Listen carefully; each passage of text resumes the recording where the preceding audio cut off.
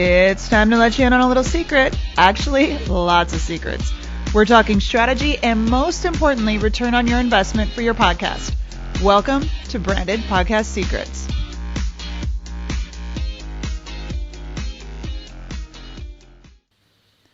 Hello. Welcome to another episode of Branded Podcast Secrets. I'm Erin Greger. Today I have a very special guest, my friend Brooklyn Calloway. Brooklyn, I'm so happy to have you here. I'm really glad to be here. I've been looking forward to it for a couple weeks now. I know. Well, it's always good to connect. Unfortunately, we have to connect over podcasting versus lunch or something, but I'll take whatever I can get. I know you're a busy woman. Brooklyn is the owner of Brookie Lynn's Bungalow. Now, it might sound like one company, but there's like 10 companies within that one company. She is everywhere and doing everything, from a perspective of she's got Bungalow U, which is a Facebook group, and she's got the university within that. Where it's a group and a mastermind of people learning marketing skills. She's got, I'm going to mess all this up. You've got the Bungalow, which is this great little place in Frisco, Texas. This is where I live, and you rent out that space.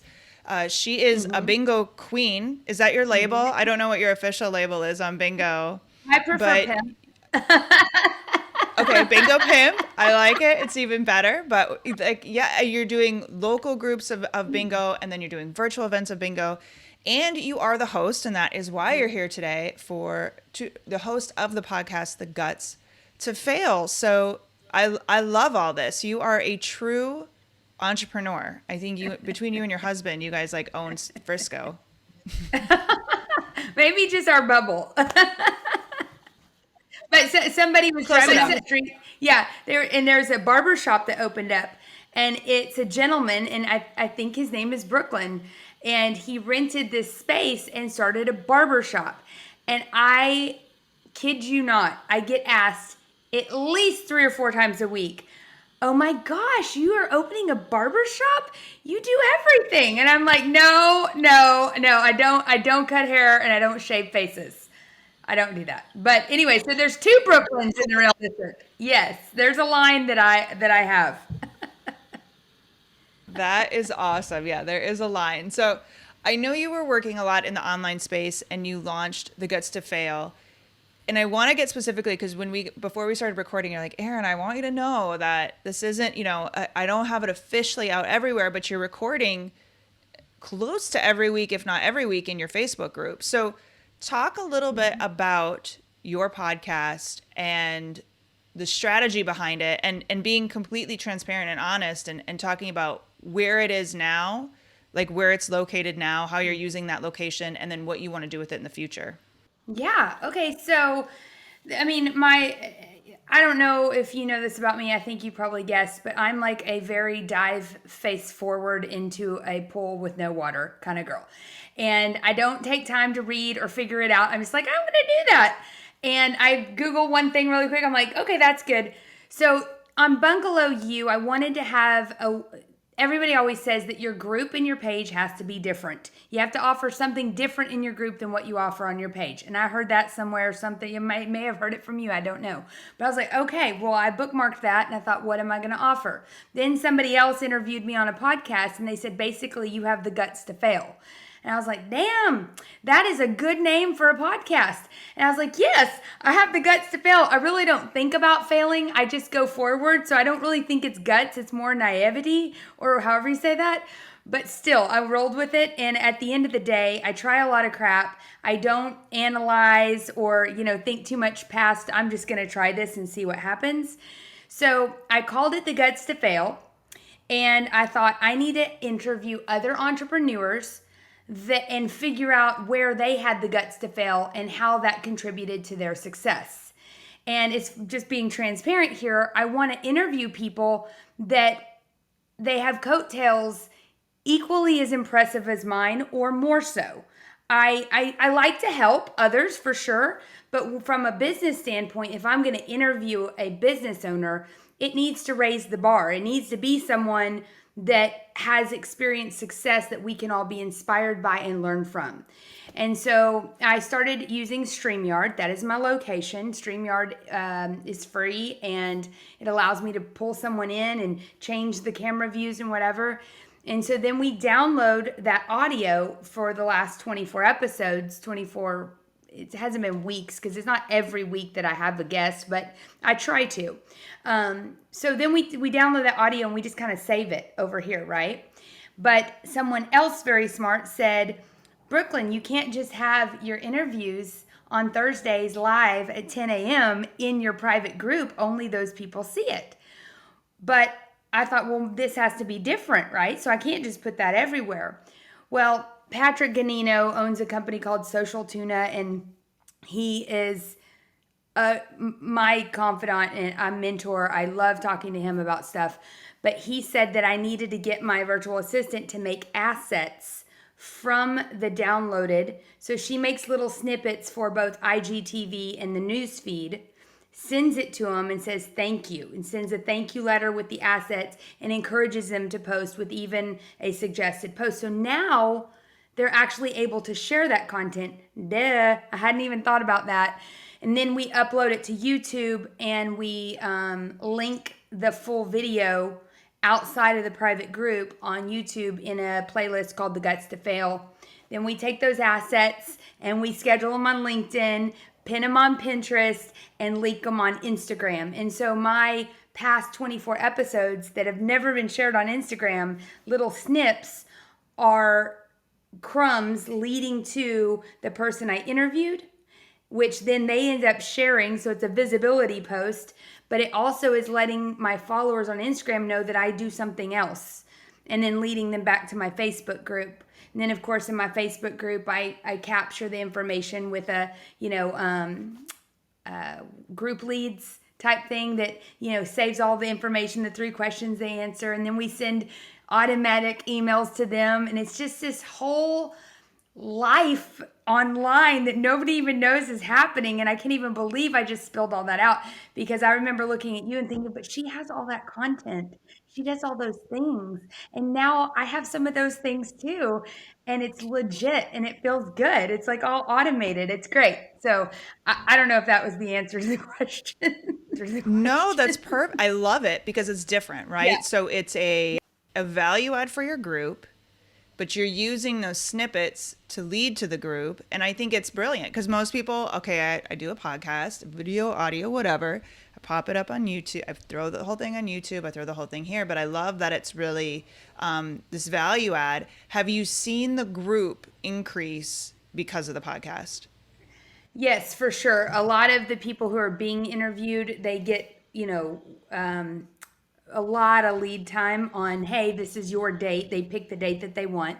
And then we send them information that they can post, graphics and stuff like that, to get their people to join the group to be able to watch them live. So that, and then when we share it, we're seeing an increase. I just, yesterday, and this was a big day for me. So just to, transparency, I had 11 people want to join my group in one day. And I was like, wow.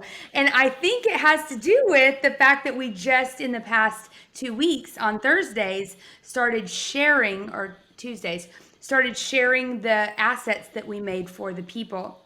And so I have seen my group grow. And out of all the strategy, we came up with a strategy on Try It Tuesdays.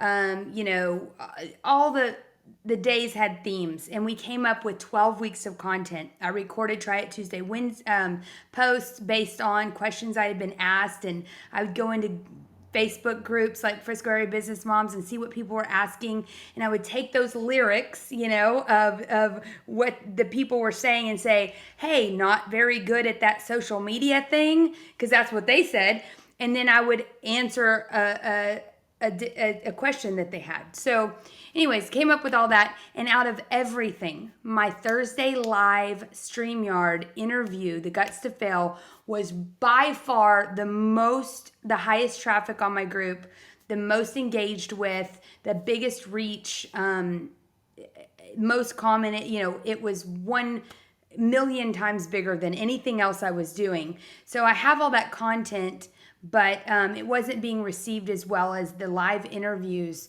with real entrepreneurs doing real things and really struggling and overcoming challenges. That's just what everybody really likes to hear about.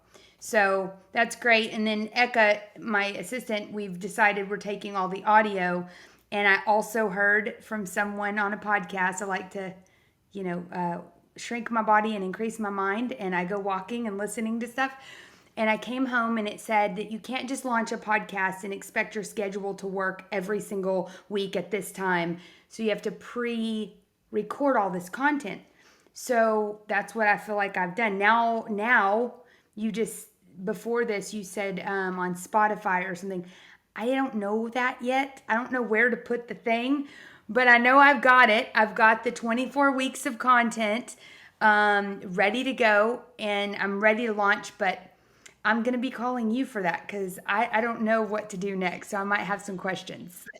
No, absolutely. And so that's a really good point too, because a lot of people have questions. Do I do live? Do I do recorded? Do I do video? Do I just do audio? Yada, yada, yada. When you do the lives, and again, this is value add just to be there and see it live for your group. Mm-hmm. Do you also let them ask questions and get those questions while you're live? Yes, we have. We have done that. The biggest issue with that is the platform that I'm using. People have to allow StreamYard to have Facebook permission in order for me to see who's asking the question. So if there's a question, I might say, okay, we've got a Facebook user that has a question, but it's weird because I can't address the person. So what I've found is a lot of people, they'll watch live, but they'll comment later and I'll go back in which it just increases the engagement. But I want to square that circle. I want to fix that problem. I do let them ask live, and for actual podcasting in the future, I'm actually sitting in my studio that's becoming a podcast studio in my virtual bingo recording studio. And for my e-courses and my big whiteboard wall and all of that. But and you'll know this, I'm getting a Shure microphone with the little colored buttons that will preload my commercials so I can edit while I'm doing it and just stop talking and push a button and it says a commercial. You know what I'm talking about? Okay, so anyways, I know a little bit and it absorbs, but that's the only thing I know. I don't even know where to get that. I just know I'm going to get that. Okay. Yes. Yes. I mean, Amazon pretty much. I don't know if they have that one exactly, but I know they have everything. I get a lot on Amazon. Yes.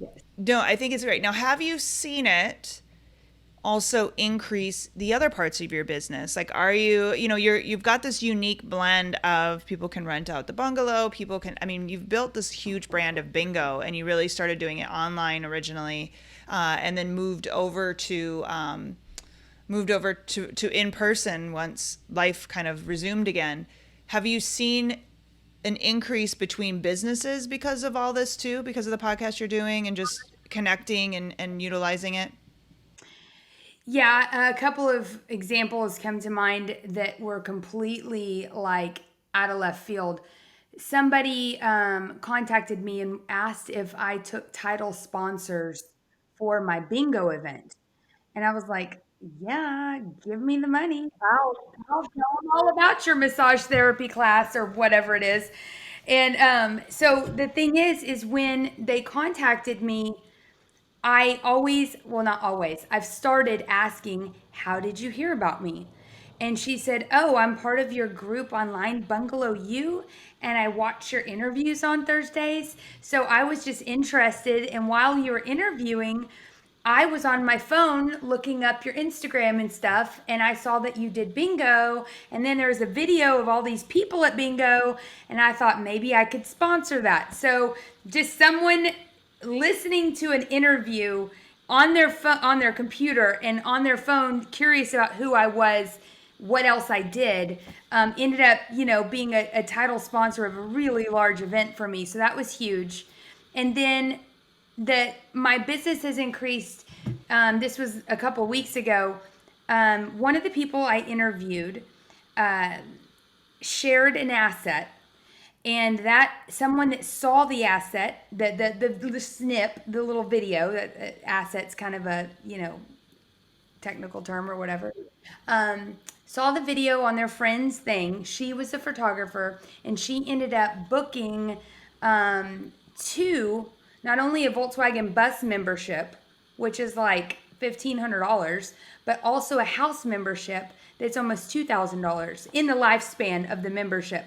So $3,500 in business came from interviewing someone, sending them a thank you with a little snip, them posting it, linking to me, that person seeing it, and I made a giant sale for it. I was happy. I thought that was a good day. Yeah. I would have been very happy with that too. Off just and do you enjoy the I mean, I know this could be, but do you love doing the podcast? Like what was like I want to do a podcast and versus like what has the experience been doing the podcast? I'm a social person. And, you know, when COVID hit, in what you said, I'm not a corrector or anything, but I started face to face bingo, started at face to face in person. Because of COVID, I had to take my sold out March 16th bingo of 2020 and turn that into a virtual, and I had 6 days to figure that out. I did not have the guts to fail at that moment. I was very gonna pee my pants. I was nervous, but I did it. But my point is I miss people. And a lot of times I'm recording an e-course right now, and I sit here for hours, or I go to a coffee shop where no one knows me. I try to go to a faraway one, and I sit by myself and I second guess, did that sound good? Did I write that right? So I wanted to connect with other entrepreneurs. And just a little side note, one of my friends that was an entrepreneur, she moved away, and we used to walk to El Dorado and back. So I live on North County, and it's about a 2.5 mile, 4 miles back and forth. And we were going to start a podcast a long time ago of all the crap that we talked about on that walk to El Dorado and back. And we thought that was kind of fun because El Dorado is the lost city of gold and, whatever. And we're sitting here trying to, chase the gold. And so anyways, I wanted to fulfill that thing that we had talked about and that whole entrepreneurial spirit. Every time I go walking, I listen to podcasts and I hear other people talking about these great things. I'm a consumer of that information. I love it. I love it. I just need to come to terms with it. I love social media marketing and everything about this. But this allows me to be social, even when I'm by myself in my studio. And I do love it. I love it. Yeah, it's this connection point too, right? Like, I mean, even you and I, we know each other, we talk, like, we'll see each other, like, hey, but it's just this ability to connect, to talk business. I love talking business with friends. I Yes. love it. Like, I love it a little bit too much. Where it's like, Erin, can we just talk about? I don't like to get deep and personal. I just like to talk business, right? It's like, Take me let's to just coffee and you and I will talk business the whole time. yeah. So I absolutely, I'm going to take you up on that. But I just, it is such a. I don't think a lot of people really they're like, I'm just gonna go interview some people, but there is this power to connection. And you know what I just thought of too, in the sense of the guests, like your $3,500 day. This is what's so awesome about podcasting. If you would have reached out to that person and been like, hey, can you post this thing about me? They'd be like, I've had them reach out to me and ask for stuff like that, like the MLMs. Hey, can you just share this post for me? And I'm like, go away, right? I Nobody's don't even ever know going to you. share. No, Yes. no. But like to have this person on your show to be able to feature them and to send them that snippet and be like, hey, hey, share this out because obviously it's best for them. But then you happen to get like, it just, I'm not sure there's many different ways you can really do that effectively. And it really is a win-win, right? Like they're sharing for them and it really is a win for you. And I love that perspective of it. Has there been anything that was like you weren't prepared for or kind of took you by surprise by starting this and doing it, where maybe you had to course correct a little bit or you had a plan A but really had to figure out plan B either quickly or even in the middle of while you've been doing this? Yeah, the podcast or the audio file is only available for download for so long. So I just thought that I was just going to go back and do it later, So that was kind of a bummer because there are some that I don't have. Now, granted, I'm kind of on the other side. Those were some of my first ones where I was sucking it hard. It was like horrible sucking. Yeah, I just sucked. So I don't even know that came out right. But what the hell ever, I don't know. So, but the first like 4 or 5 I don't have the audio for because of that reason, and I'm okay with that because they were they were my first few. So but that, and I, when you don't know what you don't know, and the more you do, the more you realize you don't know anything. And so somebody came, I have a meetup group, DFW Social Media Marketing, and a guy came. They had a podcast, okay, and it supports his wallpaper business, which is totally weird. But his podcast is something like Fixer Upper, okay? He named it that before you couldn't name it that or something like that. So he had this crazy popular podcast because of what he was able to name it. And his commercials were all about his farmhouse wallpaper. So it would basically talk about the episodes. And then not only that, they would transcribe those podcasts and turn them into blog posts. Then take those blog posts and turn them into chapters of an ebook. Then he would hyperlink crap and affiliate link it. Now he has an ebook, and the affiliate links are making money, and the ebook's making money, and the podcast, and it's crazy how you just repurpose the crap you've already got. And it's insane. But I will tell you, one of my favorite things to do with my podcast is go back and pick out topics that we've talked about or things that they've said, and use those things that other people have said to springboard off of that for a Instagram TV, like me just talking and saying this is how I feel about that, or a blog post or a micro blog on Instagram, or whatever it is. I like taking the actual raw content that's created in real time and repurposing that, little snips. I don't like turn it into podcasts or blog posts, but anyways, it's insane what people do, and it's amazing too, and it's smart. I just don't have enough hands and arms for that. Well, you just need more VAs. But are you talking about Gary? I think it is Gary Leland. Are you talking about Gary? Yes. Yeah, Gary's awesome. Gary's a very good friend of mine. He's gotten me down many rabbit holes of, like, right now, Bitcoin, all of that. He's a big Bitcoiner. But Gary is that perfect example. Like, he would just be like, I'm going to try this. And he'd try it. And it felt like everything he touched was gold. But yeah, he's an awesome guy. But so true story about this podcast, why I'm recording this, is I have had on my goal list to write a book about branded podcasts forever, right? And so, well, not forever, probably like 6-7 months now. And it was like, okay, I want to, I've got my own clients I know they're doing, but I want to like talk to other people and figure this out and how they're doing it. And I'm going to have these conversations, right? And once you start a podcast, you're like, every conversation you want to have, you're like, well, we might as well record it. Yeah. Might as well record it and share it. But that's exactly how I'm using this, is to record these, get more access and write the book, like use these interviews as a way to write the book. And like your way, yours is very different than a lot of people. A lot of people, it's a standard. I'm going to have a podcast and record it. And like I said, I love that you're using it in a different way. And I love that you're brutally honest too. Like your first episodes weren't that awesome. Although I bet you $1 million we can figure out how to get the audio off if you really, really want it. Okay. But thank you. it's up to you. if they're living somewhere. What was that? I said maybe. Eka's like pretty frustrated. She's like, but we have 22. We need the other ones. And I'm like, no, it's cool. I mean, the universe is saying I didn't need those. She's like, no, that's not what it's saying. It's saying we have to work harder. Right. So what's the future of your podcast? And do you foresee any changes in the strategy, or just continuing to go along like you are, and anything that's going to come up or change as you move? Niching down as far as the people that I'm choosing. I just got done with the Rail District series, which the Rail District is the railroad tracks to North County, to Hickory, to Walnut, or whatever. It's this little historic area. And it's very upcoming area of Frisco.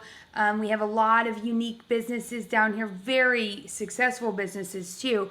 And so I interviewed specifically Rail District entrepreneurs. And that went really well. And it was shared a lot within the rail district. And a lot of people want to come down here. So I loved that. But I want to have series where I interview this type of entrepreneur and have five of them together where I'm asking them a lot of the same questions, but I'm seeing, like you, how different people arrive at the podcast, you know? So so I really want to niche down. Niches make riches. And the only reason why I think niches make riches for me is that you know your audience. And so it takes less time to market your product because you know who wants to hear it. You know what I mean? And if you're just like, "Bleh," and you speak to everyone, you say nothing. You know, you're not providing any value to people if everything that you say is very generic and general. And as an entrepreneur myself, I started out as an English teacher in 2013, quit, and where I am today, there's there's no way I could have.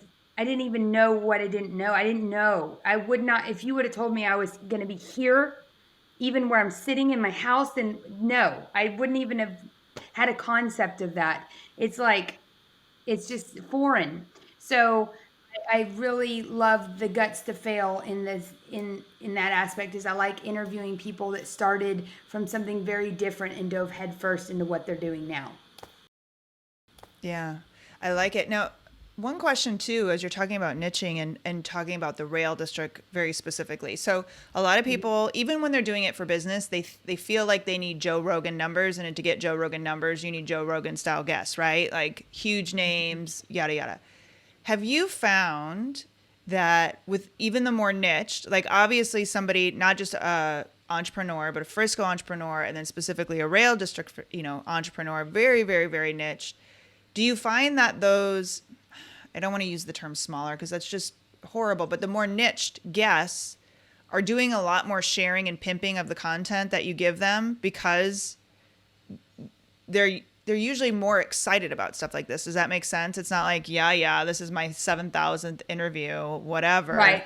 But do you find they share it out more for you and work to really get people excited about their upcoming interview too? Yeah, I think that's a balance that you have to, like, straddle. You want someone with a presence, but you want someone that you're also going to be helping through interviewing them, because if this is seen as an asset to them, which is why we call those little snippets assets, they might not have a virtual assistant to do all this stuff for them. So, wow, I'm gonna have a recording that I can post and it's already formatted. Thank you.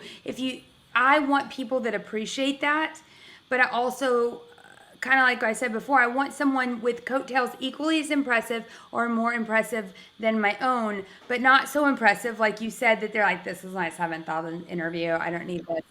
They begged me to do this 12 times. I don't want those kind of people, and that's not my vibe. I am a community um, builder. Yeah, I am all about building my community, speaking life into my community, getting people to come and see it.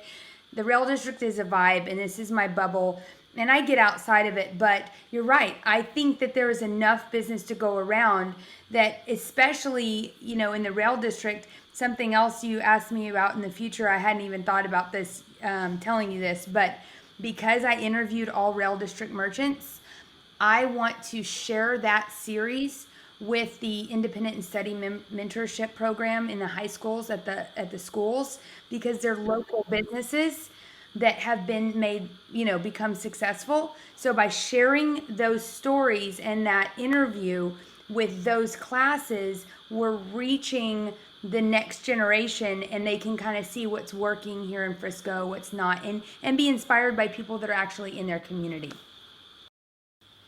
I love it. I love the multi-purpose perspective. It's really incredible. So it's awesome what you're doing. If somebody wanted to, let's send them wherever you want to send them to, but Bungalow you especially, so they can hear or watch the podcast. Where should they go? Okay, you could go to Brookylands Bungalow on Facebook, Instagram.com, LinkedIn, Pinterest, YouTube. You can find the whole Guts to Fail series on my YouTube channel. It's all Brookylands Bungalow with two N's, and IELYNNS Bungalow.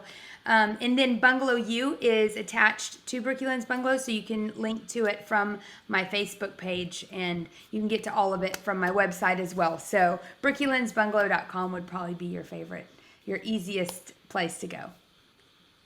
I love it. One more question before you go too. I want to ask, how much time on each episode on average, does your VA take to do the clipping and the posting? Like what on average are you budgeting hour wise for them to do it? Just so people have an idea of the effort behind what all you do. Yeah, well, when you're first figuring it out and trying to come up with an intro for it and an outro and what you want to say in the YouTube description, it took a little bit more time. But once you get all that, I would say maybe an hour at most. And that's just her downloading it, the time it takes to download, uploading it into the system, adding the intro, adding the outro, uploading it to YouTube, describing it. And she does break down the high points, like at 0 to 6 or whatever. And then she uses keyword search terms, those kinds of things. And then maybe an hour and a half, and that is creating the assets. And the most amount of time that it takes for creating the assets is really has to do with finding the clips we want to use.